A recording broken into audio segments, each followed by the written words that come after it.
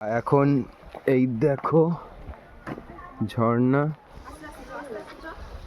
এখন ট্রেকিং করতে হচ্ছি।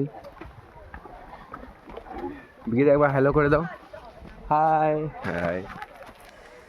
এই সাবাস, এখানে ভালো ঝর্ণা আছে ভাই। সামনে দেখো, কেন? সামনে আছে ট্রেকিং, চলো যাওয়া যাক।